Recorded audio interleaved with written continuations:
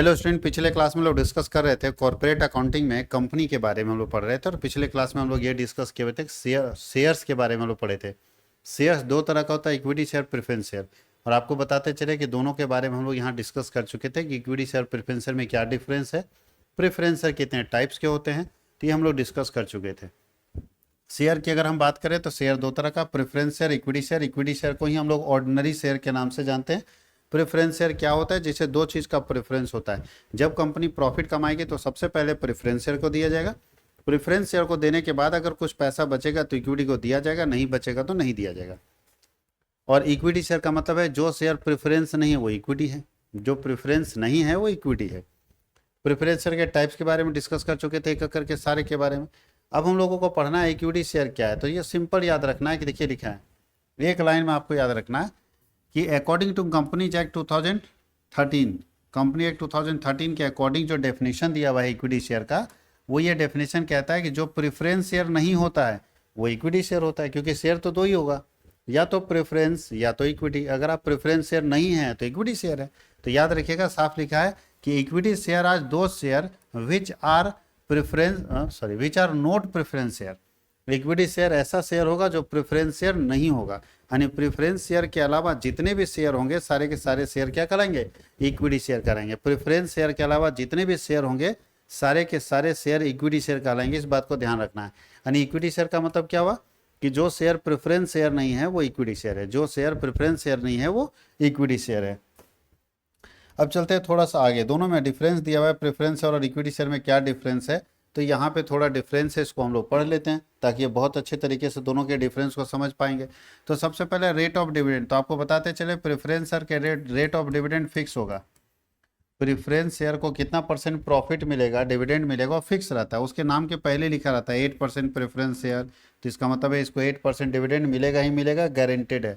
But equity share का जो dividend है वो फिक्स नहीं होता है। कभी बहुत ज़्यादा मिल जाता है, कभी नहीं मिलता है, कभी तो 10 साल तक आपको नहीं मिलेगा। इसका मतलब है इक्विटी शेयर का रेट ऑफ डिविडेंड फिक्स नहीं होता है, जबकि प्रेफरेंस शेयर का रेट ऑफ डिविडेंड फिक्स होता है।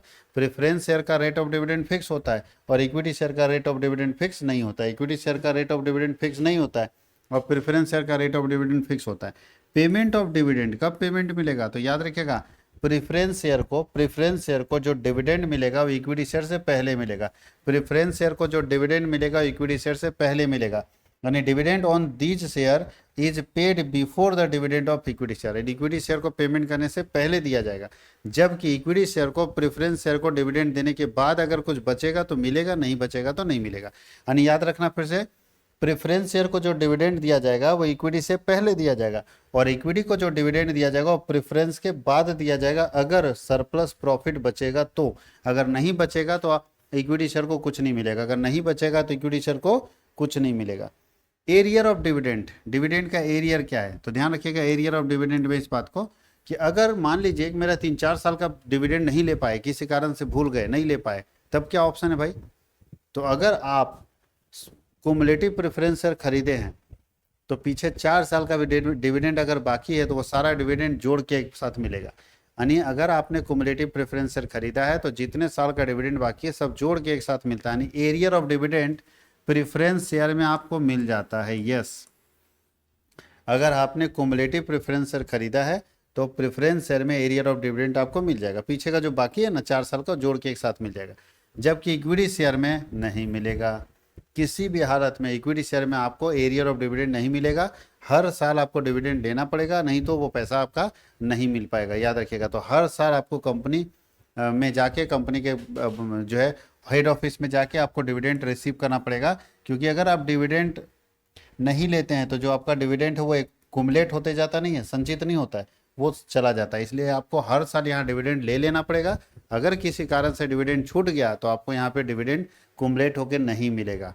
अब बात करते हैं पेमेंट ऑफ कैपिटल का। कंपनी जब बंद होगा तो कंपनी जब बंद होती है तो देखिए कंपनी के समापन पर सबसे पहले पूंजी पाने का अधिकार प्रेफरेंस शेयर को। कंपनी जब बंद होगी तो सबसे पहले पूंजी पाने का अधिकार प्रेफरेंस शेयर को है। याद रखिएगा, कंपनी बंद होगी तो सबसे पहले पूंजी पाने का अधिकार किसको है? प्रेफरेंस शेयर को। और प्रेफरेंस शेयर को देने के बाद अगर कुछ बचेगा तो मिलेगा इक्विटी शेयर को, नहीं बचेगा तो नहीं मिलेगा। यानी इक्विटी शेयर को डिविडेंड कब मिलेगा? After the payment of preference share. Preference share को पेमेंट करने के बाद जो बचेगा उससे उस पैसे से वापस होगा इक्विटी शेयर को, और अगर नहीं बचेगा तो इक्विटी शेयर को वापस नहीं होगा। याद रखिएगा इस चीज़ को। तो कंपनी के समापन की स्थिति में हम लोग यहाँ देख रहे थे कि प्रेफरेंस शेयर को सबसे पहले डिविडेंड मिलेगा, अगर इसको देने के बाद कुछ बचा तो इक्विटी शेयर को मिलेगा, नहीं बचा तो नहीं मिलेगा। अब बात कर रहे हैं यहाँ पे कि काइंड्स कितने तरह के, तो प्रेफरेंस शेयर के बहुत सारे टाइप होते हैं, 8 तरह के प्रेफरेंस शेयर होते हैं, लेकिन इक्विटी शेयर का कोई टाइप नहीं होता। इक्विटी शेयर का कोई टाइप नहीं होता, याद रखिएगा इस चीज़ को। इक्विटी शेयर का कोई टाइप नहीं होता, अकेला होता है। वोट देने का अधिकार किसके पास है, तो याद रखिएगा कि इक्विटी शेयर के पास कंपनी के मीटिंग में बैठने और वोट देने का अधिकार होता है, जबकि प्रेफरेंस शेयर के पास कंपनी के मीटिंग में बैठने और वोट देने का अधिकार नहीं होता है। फिर से रिपीट कर रहे हैं, इक्विटी शेयर के पास कंपनी के मीटिंग में बैठने और वोट देने का अधिकार होता है, जबकि प्रेफरेंस शेयर के पास कंपनी के मीटिंग में बैठने और वोट देने का अधिकार नहीं होता है। पार्टिसिपेशन इन मैनेजमेंट, तो अभी तो पता है कि ये मैनेजमेंट में नहीं बैठ सकता, इसको बैठने का अधिकार नहीं है, जबकि इक्विटी शेयर को मैनेजमेंट में बैठने का भी अधिकार है और उसे वोट देने का भी अधिकार है। इक्विटी शेयर को मैनेजमेंट में बैठने का भी अधिकार है और उसे वोट देने का अधिकार है, लेकिन प्रेफरेंस शेयर को ना तो मैनेजमेंट में बैठने का अधिकार है और ना ही उसे वोट देने का अधिकार है। याद रखिएगा इस चीज़ को, वोटिंग पावर नहीं है, मैनेजमेंट में पार्टिसिपेट भी नहीं कर सकता है।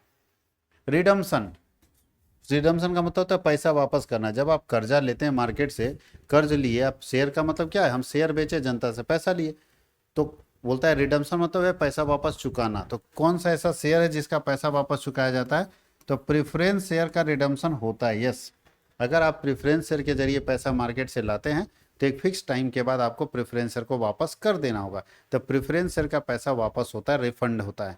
लेकिन इक्विटी शेयर का कभी भी पैसा वापस नहीं होता। अगर एक बार आपने इक्विटी शेयर से पैसा ला दिया तो जब तक कंपनी समाप्त नहीं होगी वापस पैसा नहीं होता है। यानी इक्विटी शेयर का रिडम्पशन नहीं होता है, इक्विटी शेयर का शोधन नहीं होता है, लेकिन प्रेफरेंस शेयर का शोधन होता है। प्रेफरेंस शेयर को रिडीम किया जाता है, जबकि इक्विटी शेयर को कोई रिडीम नहीं किया जाता है। इक्विटी शेयर का कोई शोधन नहीं होता है। आगे लिखा अनिवार्यता, कंपल्सरी, तो याद रखिएगा प्रेफरेंस शेयर बेचना कंपल्सरी नहीं है। आप चाहें तो प्रेफरेंस शेयर नहीं भी बेचेंगे तो भी काम चलेगा। प्रेफरेंस शेयर बेचना कंपल्सरी नहीं है, जबकि इक्विटी शेयर हर साल कंपनी को बेचना ही पड़ेगा। इक्विटी शेयर हर साल कंपनी को बेचना ही पड़ेगा। इक्विटी शेयर बेचना कंपलसरी है, लेकिन प्रेफरेंस शेयर बेचना कंपलसरी नहीं है। प्रेफरेंस शेयर बेचना कंपलसरी नहीं है। कहीं कोई दिक्कत?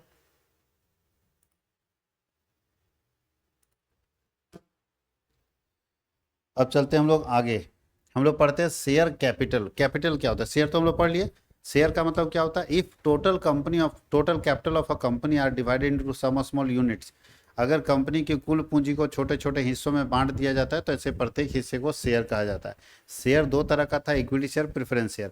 आज हम बात कर रहे हैं शेयर कैपिटल। तो ध्यान रखिएगा, बोलता है if capital is collected through sale of share. अगर पूंजी शेयर बेच के लाया जाता है तो उस पूंजी को बोलते हैं शेयर कैपिटल। ध्यान रखिएगा, लोन से पूंजी लाते हैं तो लोन कैपिटल होता है, संपत्ति बेच के लाएंगे तो अलग चीज़ है। तो ध्यान रखना है कि अगर मालिक पैसा देता है तो उसको ऑनर्स कैपिटल बोलते हैं, लोन से पैसा आता है तो लोन कैपिटल बोलते हैं। तो अगर हम शेयर बेच के पैसा लाते हैं तो उसको बोलते हैं शेयर कैपिटल। तो if capital is collected through sale of share, देखिए ना, when a company collects capital through its share या sale of share, it is called share capital.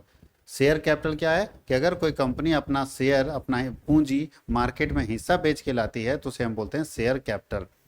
बोलता है if capital of a company is collected through sale of share is known as share capital. याद रखिएगा, share capital. ठीक है, मालिक के पैसे को हम क्या बोलते हैं? Share capital. जैसे राम अगर पूंजी लगाता था तो राम्स कैपिटल बोलते थे, याद है। पार्टनर अगर पूंजी लगाता था तो पार्टनर कैपिटल बोलते थे। उसी तरह अगर शेयर होल्डर पूंजी लगाएगा तो उसे शेयर कैपिटल कहेंगे। शेयर होल्डर अगर पूंजी लगाता है तो उसे क्या कहते हैं? शेयर कैपिटल कहते हैं। ध्यान रखिएगा, शेयर होल्डर अगर पूंजी लगाता है तो उसे शेयर कैपिटल कहते हैं, और अगर पार्टनर पूंजी लगाता था तो उसे हम पार्टनर्स कैपिटल बोलते थे। राम अकेला व्यक्ति, इंडिविजुअल व्यक्ति, ये पूंजी लगाता था तो राम्स कैपिटल बोलते थे। तो शेयर कैपिटल का मतलब समझ गए।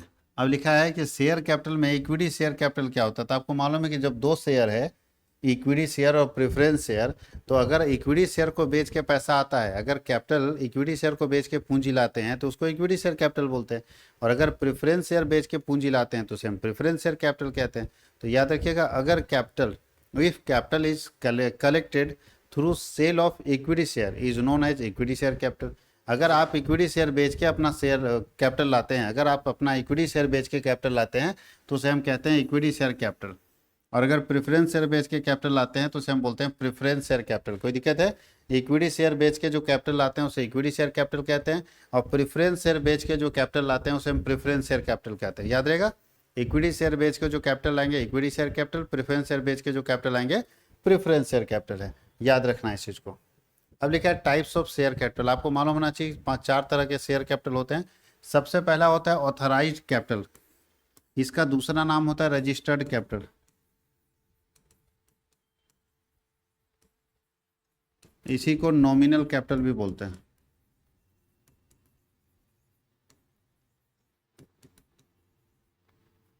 दूसरा होता है इशूड कैपिटल, तीसरा होता है सब्सक्राइब कैपिटल, चौथा होता है रिजर्व कैपिटल। हालांकि सब्सक्राइब्ड एंड कॉल्ड अप यही होता है।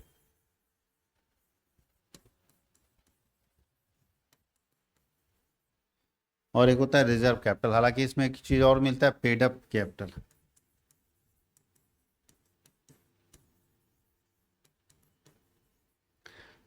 कोई दिक्कत किसी को? तो चलिए, सबसे मेन है ऑथराइज्ड कैपिटल। ऑथराइज्ड कैपिटल किसी भी कंपनी का हाईएस्ट कैपिटल होता है।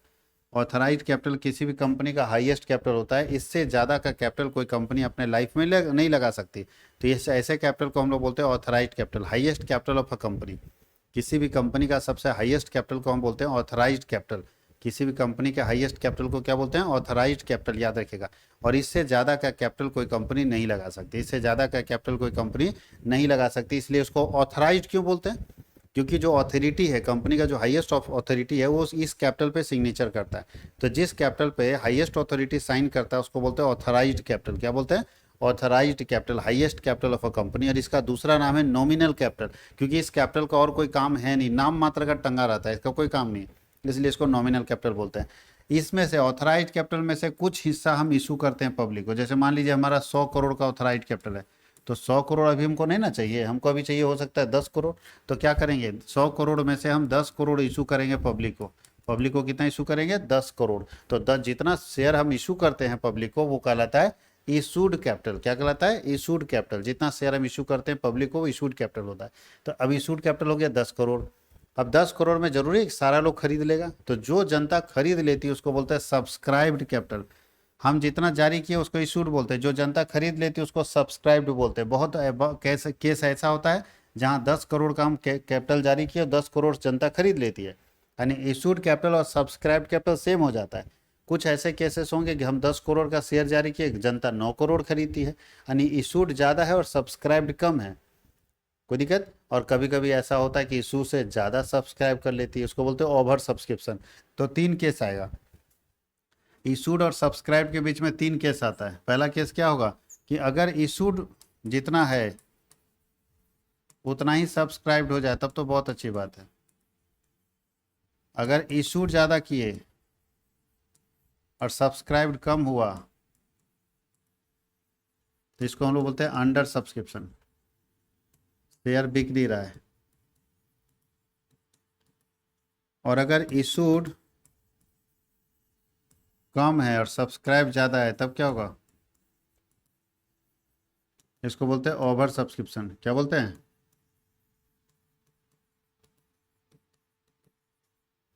Over subscription. कहीं कोई दिक्कत है? और ये बैलेंस सब्सक्रिप्शन कहलाता है। बैलेंस का मतलब क्या हुआ?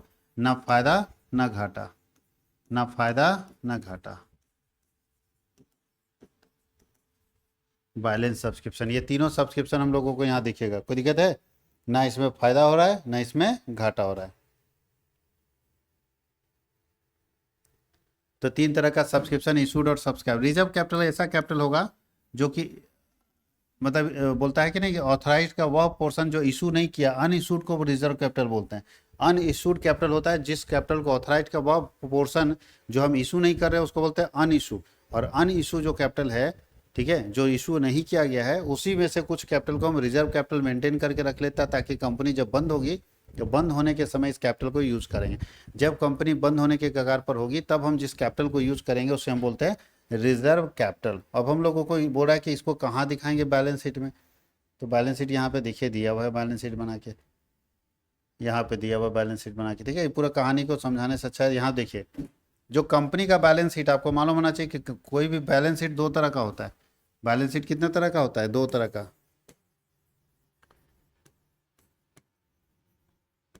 एक होता है horizontal form of balance sheet, horizontal, और एक होता है vertical form of balance sheet. तो याद रखिएगा कंपनी में हॉरिजेंटल नहीं चलता है। Horizontal form of balance sheet sole trade में चलेगा, पार्टनरशिप में चलेगा। कंपनी में vertical form of balance sheet चलता है। कंपनी में जो बैलेंस शीट चलता है वो vertical form of balance sheet चलता है। कंपनी में vertical form of balance sheet और इसमें horizontal form of balance sheet. तो हम लोगों को कंपनी पढ़ना है, इसलिए vertical form of balance sheet पढ़े। अब वर्टिकल फॉर्म ऑफ जो बैलेंस शीट है वो शेड्यूल 3 में बनता है, थर्ड शेड्यूल में बनता है। याद रखिएगा schedule 3 of the Indian companies act 2013, ये शेड्यूल 3 में बनता है। और उसका पार्ट 1 में देखिए, पार्ट 1 है, शेड्यूल 3 पार्ट 1 में बनता है। पूछता जाता है कि vertical form of balance sheet जो कंपनी का होता है वो कहाँ पे बनता है? तो vertical form of balance sheet company का जो होता है वो शेड्यूल 3 पार्ट 1 में बनता है। शेड्यूल 3 पार्ट 1 में बनता है vertical form of balance sheet, ठीक है, एक कंपनी का। और वर्टिकल फॉर्मेट कैसा होता है? तो देखिए यहाँ सामने दिख रहा है एकदम, यहाँ पे पार्टिकुलर लिखा होता है। जबकि हॉरिजेंटल में हम एक साइड लिखते हैं लायबिलिटी और एक साइड लिखते हैं एसेट्स, और दोनों साइड बराबर होना चाहिए। यहाँ पे ऐसा लिखा जाता है particular, note number, amount, amount, ये अमाउंट डेबिट का और ये अमाउंट क्रेडिट का, ठीक है, ये अमाउंट डेबिट का और ये अमाउंट क्रेडिट का।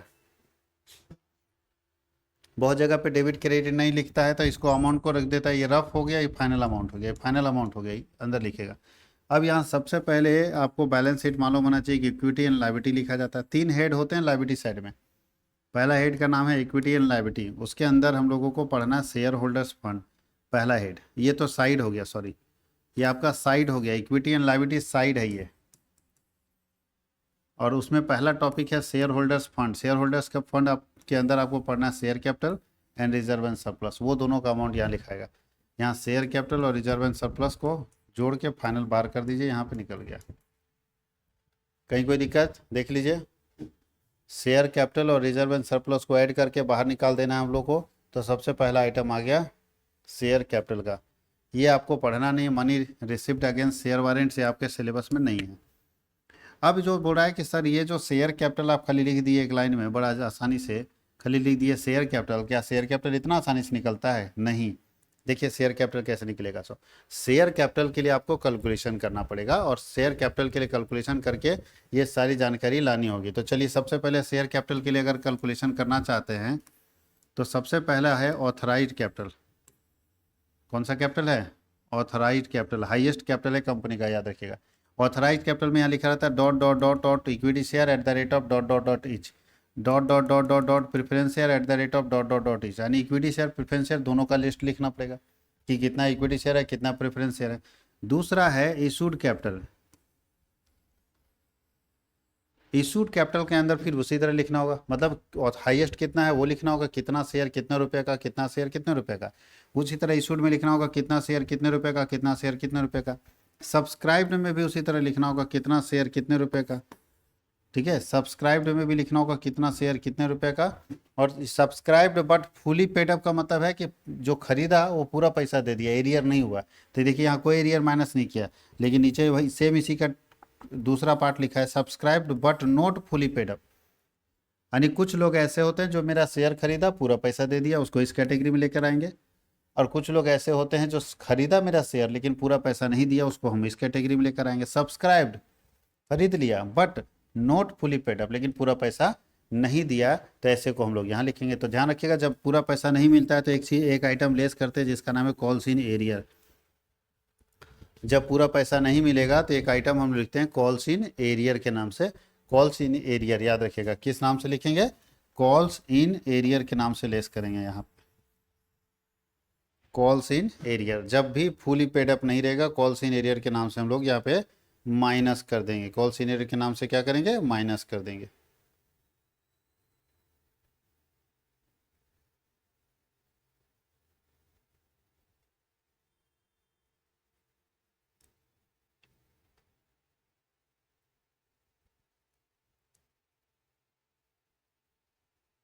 यहाँ तक कोई दिक्कत है किसी को? पूछिए। यहाँ तक में कोई तकलीफ है तो पूछिए।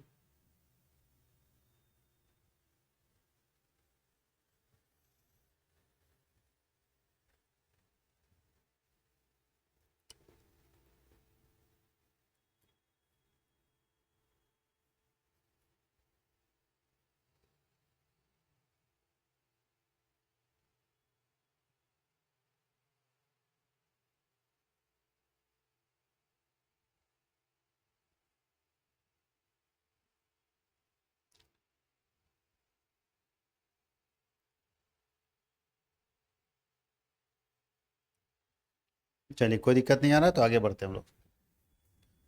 अब ये है कंपनी का पूरा बैलेंस शीट, कंपनी का कंप्लीट बैलेंस शीट। ये है कंप्लीट में आधा इधर भी है। अब उतना लंबा बैलेंस शीट तो एक साथ लेकर जा नहीं सकते। चलिए देखिए, कंपनी का कंप्लीट बैलेंस शीट है ये। और ये कौन सा फॉर्मेट में, फिर बता रहे, ये वर्टिकल फॉर्मेट में बैलेंस शीट है। कौन सा फॉर्मेट में? Vertical format. Schedule 3 part 1। Schedule 3 part 1 किधर लिखा हुआ है? फॉर्मेट 2 लिखा हुआ है, लेकिन पार्ट 1 है। नहीं लिखा है तो लिख देते हैं पार्ट 1। शेड्यूल 3 पार्ट 1 में इस बैलेंस शीट का फॉर्मेट दिया हुआ है, ठीक है।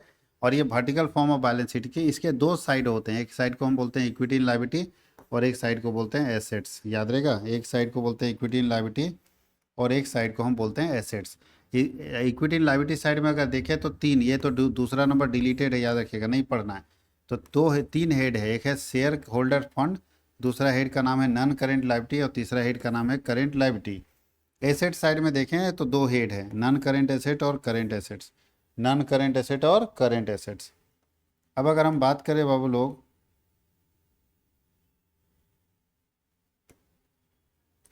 अब हम बात करते हैं कि अगर शेयर होल्डर्स फंड के अंदर देखा जाए तो शेयर होल्डर फंड के अंदर दो टॉपिक है, दो हेडिंग है। एक है शेयर कैपिटल, दूसरा है रिजर्व एंड सरप्लस। ये आपको नहीं पढ़ना है, डिलीटेड है, ठीक है। ये और ये डिलीटेड है, नहीं पढ़ना है। तो दो ही है शेयर होल्डर फंड के अंदर, दो हेडिंग है। एक है शेयर कैपिटल और दूसरा नाम है reserve and surplus. Share capital और रिजर्व एंड सरप्लस। और आपको पता होगा शेयर कैपिटल के अंदर क्या जाता है और रिजर्व एंड सरप्लस के अंदर क्या जाता है। अगर नहीं पता है तो नीचे बताएंगे। तीसरा जो हेड, दूसरा जो हेड है वो है नॉन करेंट लायबिलिटी। इसके अंदर लॉन्ग टर्म लोन वगैरह जाता है, डिवेंचर, मॉर्गेज लोन, ये सब इसमें जाएगा। करेंट लायबिलिटी के अंदर आता है, आप जानते हैं, कॉल्स इन एडवांस आता है करेंट लायबिलिटी के अंदर। करेंट लायबिलिटी के अंदर आता है और टैक्सेशन, अगर टैक्स बाकी है तो ऐसा लायबिलिटी जिसको एक साल के अंदर पे कर देना है। एसेट साइड की बात करें तो एसेट साइड में सबसे पहले आता है नॉन करेंट एसेट, जिसको फिक्स एसेट भी बोलते हैं। तो इसके अंदर फिक्स एसेट आता है, टेंजिबल एसेट आता है। फिक्स एसेट के अंदर दो है, टेंजिबल और इनटेंजिबल। फिक्स एसेट मतलब कुछ फिक्स एसेट दिखाई देता है तो टेंजिबल है, और जो फिक्स एसेट दिखाई नहीं देता वो इनटेंजिबल है। उसके बाद करेंट एसेट के अंदर आता है cash and cash equivalent item. Cash and cash equivalent item आता है करेंट एसेट के अंदर। और जब हम लोग इसका टोटल करेंगे तो लायबिलिटी साइड का टोटल ये होगा और एसेट साइड का टोटल यहाँ पे, और दोनों का टोटल जो है वो बराबर आ जाएगा। दोनों का टोटल क्या आएगा? बराबर आ जाएगा। चाहे एसेट साइड हो चाहे लायबिलिटी साइड हो, दोनों का टोटल बराबर होगा। कहीं कोई कंफ्यूजन है?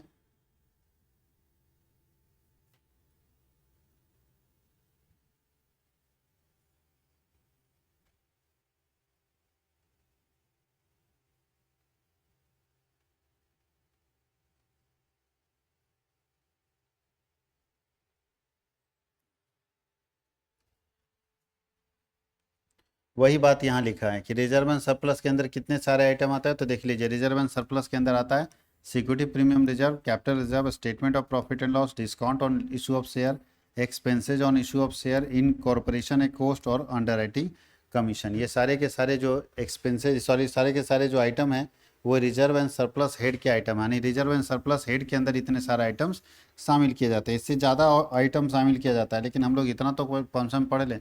तो कंपनी में बैलेंस शीट में जो रिजर्व एंड सरप्लस है उसके अंदर आप इतने सारे आइटम्स को शामिल कर सकते हैं। इन सब आइटम्स को हम रिजर्व एंड सरप्लस हेड में दिखा सकते हैं।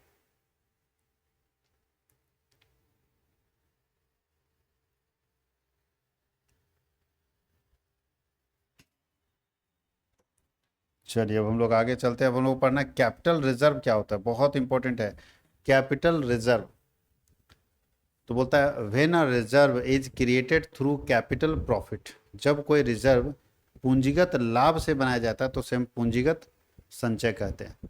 कैपिटल रिजर्व का मतलब है कि जब कोई रिजर्व कैपिटल प्रॉफिट से बनाया गया। कैपिटल प्रॉफिट क्या होता है? तो ऐसा प्रॉफिट जो रेगुलर आप नहीं कमाते हैं, जो इरेगुलर प्रॉफिट होता है उसको कैपिटल प्रॉफिट बोलते हैं। तो जो प्रॉफिट आप रेगुलर नहीं कमाते हैं उसको हम लोग बोलते हैं, जो प्रॉफिट रेगुलर नहीं कमाते उसको बोलते हैं कैपिटल प्रॉफिट। और उस कैपिटल प्रॉफिट से जो रिजर्व बनेगा वो कहलाएगा कैपिटल रिजर्व। याद रहिए, जैसे ज़मीन बेचे और हमको 3,000 का फायदा हो गया, तो क्या आपका रोज का काम ज़मीन बेचना है? रोज 3,000 फायदा कमाएंगे? नहीं, ये इरेगुलर प्रोसेस है। अचानक बेच दिए और हम कुछ कमा लिए, तो ऐसे प्रॉफिट को जो आप कमाए हैं कहाँ पे रखेंगे? कैपिटल रिजर्व में रखेंगे। कहाँ पे रखेंगे? कैपिटल रिजर्व में। यानी ऐसा प्रॉफिट जो कैपिटल के थ्रू कमाया गया, बोलते हैं जब किसी संचय का निर्माण पूंजीगत लाभों में से किया गया। जब कोई रिजर्व क्रिएट हो रहा है कैपिटल प्रॉफिट से, तो उस प्रॉफिट को हम बोलते हैं कैपिटल रिजर्व। जब कोई रिजर्व क्रिएट हो रहा है कैपिटल प्रॉफिट से, तो उस प्रॉफिट को या उस रिजर्व को हम बोलते हैं कैपिटल रिजर्व। याद रहेगा। देखिए क्या क्या है जो कैपिटल रिजर्व हो सकता है। कैपिटल रिजर्व में ऐसे आइटम्स आएंगे ना, कैपिटल रिजर्व में ऐसे आइटम्स आएंगे जो इरेगुलर नेचर का होगा, जो बार बार नहीं होने वाला है। कभी कभी जैसे आग लग जाना तो बार बार तो नहीं होता है। इरेगुलर नेचर वाले आइटम्स इसके अंदर आएंगे, इरेगुलर नेचर वाला आइटम इसके अंदर आएंगे। जैसे पहला आएगा फिक्स एसेट को बेचने से होने वाला लाभ, profit on sale of fix asset. दूसरा आएगा profit on revolution of fix asset. तीसरा आएगा premium received on issue of share and debenture. चौथा आएगा profit on redemption of debenture. पांचवा आएगा profit on purchase of business.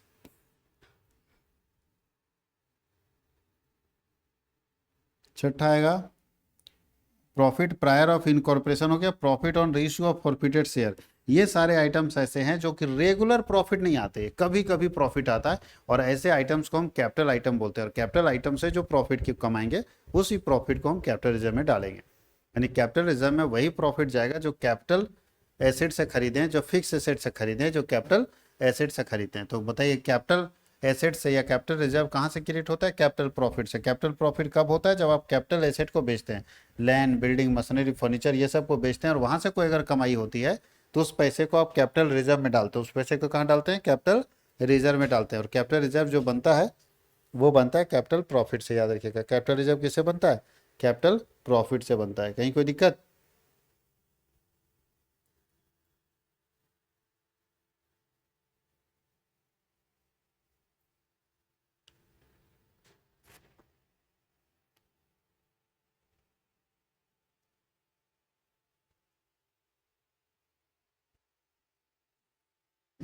अब उसी को यहाँ अंतर करके लिख दिया है। पहला है कि रिजर्व कैपिटल, दूसरा कैपिटल रिजर्व। दोनों अंतर है। देखिए रिजर्व कैपिटल और कैपिटल रिजर्व नाम में भले उल्टा पलटा है, लेकिन यहाँ आसमान जमीन का अंतर है। मीनिंग बोलता है यह अनइश्यूड कैपिटल का एक पार्ट होता है। जो रिजर्व कैपिटल होता है, reserve capital is a part of unissued capital. यानी रिजर्व कैपिटल बनता कहाँ से?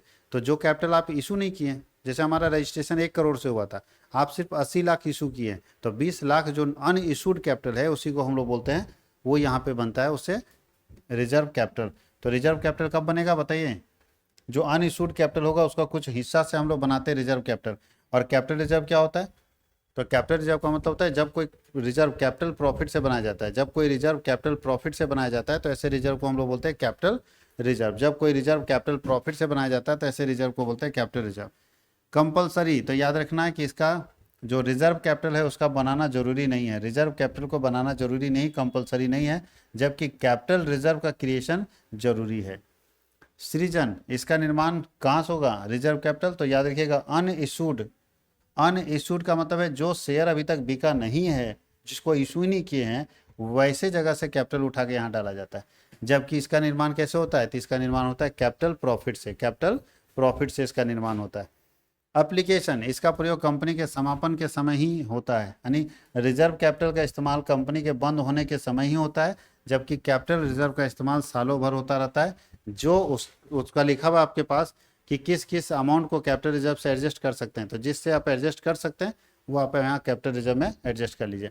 विशेष प्रस्ताव, तो बोलता है कि अगर आप रिजर्व कैपिटल बनाना चाहते हैं तो उसके लिए आपको विशेष प्रस्ताव अपने बोर्ड ऑफ डायरेक्टर मीटिंग में रखना होगा, एजीएम में रखना होगा। विशेष प्रस्ताव के बाद ही आप ये काम कर सकते हैं, जबकि इसमें कोई प्रस्ताव का जरूरत नहीं पड़ता है। रिसिप्ट, प्राप्ति, बोलता है यह वह राशि है जो प्राप्त नहीं हुई है। इसको अनइशूड ना बोलते हैं, जो पैसा हमको मिला नहीं है। और यह वह राशि है जो प्राप्त हो गई। प्राप्त हो गई उसको बोलते हैं हम लोग कैपिटल रिजर्व, और जो प्राप्त नहीं हुई उसको हम लोग बोलते हैं रिजर्व कैपिटल। बैलेंस शीट में कहाँ पे दिखाएंगे? तो बोलता है कि कैपिटल रिजर्व कैपिटल को बैलेंस शीट में नहीं दिखाया जाता है, लेकिन कैपिटल रिजर्व को बैलेंस शीट में दिखाया जाता है। कहाँ पे? तो बैलेंस शीट के इक्विटी एंड लायबिलिटी साइड में शेयर होल्डर्स फंड के अंदर दूसरे आइटम से आपको दिखाया जाता है रिजर्व एंड सरप्लस। दूसरे आइटम में है हमारा रिजर्व एंड सरप्लस। याद रखिएगा इसको, रिजर्व एंड सरप्लस दूसरे आइटम में है। अब आपके पास एक अंतर दिया हुआ है पूंजी का। चलिए इसको दोनों को समझा देते हैं। ऑथराइज्ड कैपिटल क्या होता है और इशूड कैपिटल क्या होता है। ऑथराइज्ड का मतलब होता है highest capital of a company, किसी भी कंपनी का हाईएस्ट कैपिटल को हम ऑथराइज्ड कैपिटल बोलते हैं। और उसी में से ऑथराइज्ड कैपिटल का कुछ हिस्सा अगर हम जनता को दे देते हैं तो उसको हम बोलते हैं इशूड कैपिटल। ऑथराइज्ड कैपिटल के अंदर ही आता है इशूड कैपिटल। अगला आता है निरूपण, कहाँ पे डिस्क्लोज करेंगे, कहाँ पे दिखाएंगे, तो बोलता है कि इसे कंपनी के पार्षद सीमा नियम में दिखाया जाता है, जबकि इसे कंपनी के पार्षद सीमा नियम में नहीं दिखाया जाता है। कम या अधिक, बोलता है यह निर्गमित पूंजी से अधिक या बराबर हो सकती है। इशूड से ज़्यादा भी हो सकता है, कम भी हो सकता है और बराबर भी हो सकता है, जबकि यह अधिकृत पूंजी से कभी भी अधिक नहीं हो सकता। यानी जो और इशूड कैपिटल है वो जितना रजिस्ट्रेशन वो उससे ज़्यादा तो नहीं हो सकता, रजिस्ट्रेशन इशूड से ज़्यादा हो सकता है। निर्माण बोलता है व्यवसाय की वर्तमान और भविष्य की योजनाओं को ध्यान में रख के ऐसा पूंजी बनाया गया है, और इसमें निर्गमित पूंजी के निर्धारण सामान्यतः व्यवसाय की वर्तमान आवश्यकताओं को ध्यान में रख के किया गया है, कि जो अभी हम जितना पैसा मार्केट से उठाना है वो अभी के बिजनेस सिनारियो को ध्यान में रख के इस बिजनेस को चलाएंगे। तो ये चीज़ हम लोगों का अंतर था दोनों में। अब हम लोग अगले क्लास में देखेंगे कंपनी द्वारा प्रतिभूति पर आवंटन, यानी अगर कोई कंपनी अपने शेयर को प्रीमियम में बेचती है तो उसका अकाउंटिंग ट्रीटमेंट क्या करेंगे। अगर कोई कंपनी अपने शेयर को प्रीमियम में बेचेगी तो उसका अकाउंटिंग ट्रीटमेंट क्या करेंगे, तो हम लोग देखेंगे, डिस्कस करेंगे अगले क्लास में।